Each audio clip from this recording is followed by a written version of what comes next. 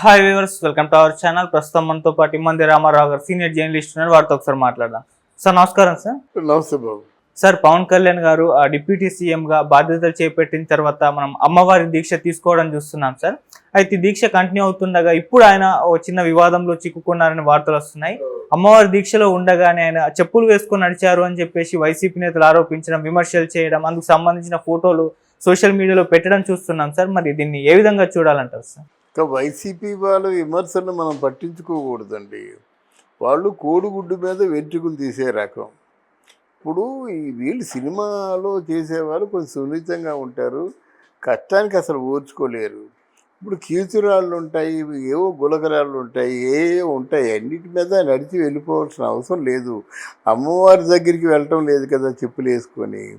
దాన్ని పెద్ద భూతత్వంలో చూపించి ఏదో ఆయన నేరం చేశాడు అని అనుకోవడం మాత్రం అది కేవలం ప్రతిదానికి నిందయుడేనా, ప్రతిదానికి బురద జల్లడమేనా? ఇలా బురద జల్లి జల్లి జల్లి మీరు బురదలో కూరుకుపోయారు, మళ్ళీ లేవలేకపోతున్నారు, లేవలేరు మీరు. పవన్ కళ్యాణ్ అంటే ఆయనకి ఒక్కసారి ఊహించని విజయం వచ్చేసరికి ఆయన తనను తాను తెలుసుకున్నాడు, ఆ మాటలు చెప్పాడు కూడా. ఎందుకంటే ఇదంతా నాది కాదు, భగవంతుని కృప, ఆ వారాహి మాత దయ అని అనుకున్నాడు, తన మనసులో కలిగింది. తప్పులేదు కదా. ఒక 10 రోజుల పాటు అంటే 9 రోజులు చేయాలి, 11 రోజులు కూడా చేయొచ్చు. ఆ 11 రోజుల పాటు దీక్షలో ఉంటే తప్పే ఉంది. కొంచెం ఆహార నియమాలు పాటిస్తాడు. అంటే ఇక్కడ పళ్ళు కానీ పాలు కానీ ఆ లిక్విడ్ ఫుడ్డే తప్ప సాలిడ్గా ఫుడ్ తినకూడదు. దాంతో ఈ 10 రోజుల్లో కొన్ని అద్భుతాలు జరుగుతాయన్నమాట.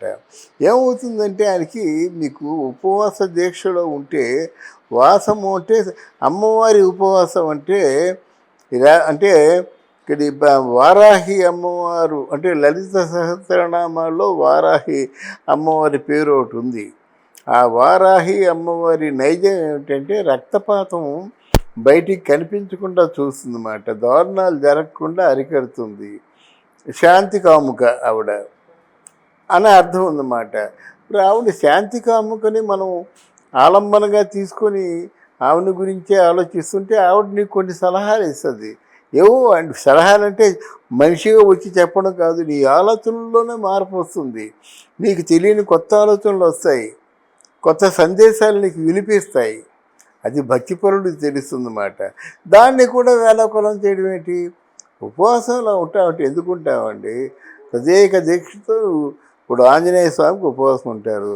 తదేక దీక్షతో ఆంజనేయ స్వామి తాలూకు శక్తిని తలుచుకుంటూ, ఆయన చేసిన మంచి పనులు తలుచుకుంటూ, ఆయన రామాయణంలో ఏ సమయంలో ఏ విధంగా ఉపయోగపడి మంచి చేశాడో ఇవన్నీ తలుచుకుంటూ మనం దీక్ష చేస్తాం.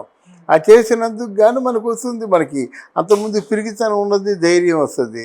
అంతమంది శక్తి లేనిది ఇప్పుడు శక్తి వస్తుంది. అంతకుముందు 4 అడుగులు వేయలేము. ఆ దీక్ష తర్వాత మీ ఇష్టం అంటే అలిసిపోయి కూర్చునే పరిస్థితి రాదు నిజంగా దీక్ష చేసినట్టయితే. అలాగే వారాహి అమ్మవారి దీక్ష కూడా ఆయన నమ్మి చేస్తున్నాడు కనుక అది ప్రత్యేకించి వేలెత్తి చూపించి చెప్పల్సే ఉంది. చెప్పల్సు తిరగాలి కదా, దీక్షలు తిరగాలి కదా. ఏ గాజు పెంకో గుచ్చుకుందండి, మనిషి ఉపయోగపడే మనిషే కదా. ఏ కీచురాల్లో గుచ్చుకున్నాయి, జీవితాంతం ఏమైపోతారు? ఎవరినైనా నడవమని చెప్పండి అలాగే. అందువలన అది పెద్ద నేరం కాదు, అది మన వీడియో వైరల్ చేసేటంత నేరం కాదు. మరి ఆయనతో పాటు నువ్వు ఉపవాసం ఉండు. సార్, ఇటువంటి కామెంట్స్ వైసీపీ వాళ్ళు చేయడం కొత్త ఏమి కాదు సార్. అంతకుముందు వాళ్ళ అధికారంలో ఉన్నప్పుడే అయోధ్య రామ మందిరం ప్రారంభోత్సవానికి చంద్రబాబు నాయుడు గారు వెళ్ళినప్పుడు ఆ ప్రాంగణంలోకి ఆయన చెప్పులు వేసుకొని వెళ్ళారని చెప్పేసి కూడా అప్పుడు విమర్శలు చేశారు. అది గ్రాఫిక్స్ అని చెప్పేసి కొంతమంది, వీళ్ళేమో విమర్శలు అయితే ఆపడం. ఎందుకు ఇటువంటి విమర్శలు వీళ్ళు చేయడం చూస్తున్నాం? అంటే రామ మందిరం వేరు, రామ మందిర ప్రాంగణం వేరు. ఆ ప్రాంగణంలో చెప్పులతో కనిపించారు. తర్వాత చెప్పులు ఎవరికో అప్పచెప్పి వెళ్తారు, మామూలుగా చెప్పులు లేకుండా వెళ్తారు ఎవరైనా సరే. ఆ ప్రాంగణంలో చెప్పుంటే ఏమవుతుంది? ఇప్పుడు శ్రీశైలం ఉంది, చాలా పెద్ద ప్రాంగణం, ఆ ఒడ్డున ఎక్కడో వాళ్ళు ఉంటారు, ఆ చెప్పుల్ని జాగ్రత్తగా చూసేవాళ్ళు. మరి అక్కడికి వెళ్ళి ఆ ప్రాంగణంలో ఒక మూల ఎక్కడో చెప్పులు స్టాండ్ ఉంటుంది, అక్కడ పెట్టేస్తే తప్పే ఉంది.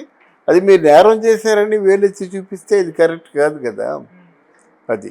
సార్ ఈ విమర్శలు అంటే పొలిటికల్ గా ఇప్పుడు విమర్శించడం అనేది మనం జస్ట్ వాళ్ళ అధికారం కోల్పోయిన నెల రోజులు కూడా కావస్తుంది, ఈ లోపే ఈ విధంగా విమర్శలు చేయడం అనేది ఏ విధంగా చూడవచ్చు అంటారు సార్?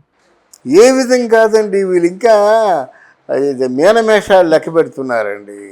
ఇప్పుడు కొడాలి నాన్నలాంటిడేమో వాడు వచ్చి చంద్రబాబు అన్నాడండి, ఒక ముఖ్యమంత్రి నా మాట అన్న తర్వాత మళ్ళీ మీనమేషాలు లెక్క పెడతారా? సిగ్గు లేకపోతే సరి.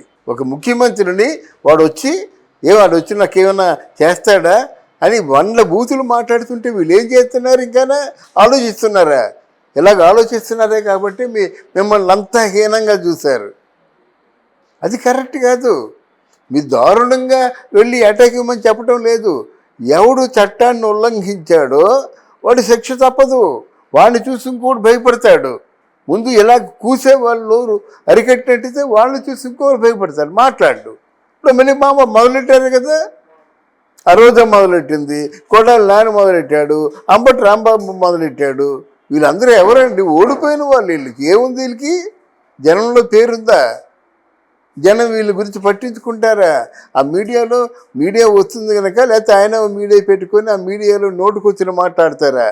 నన్నేమో మరి వస్తే తాట చేస్తా అని చెప్పింది కదా.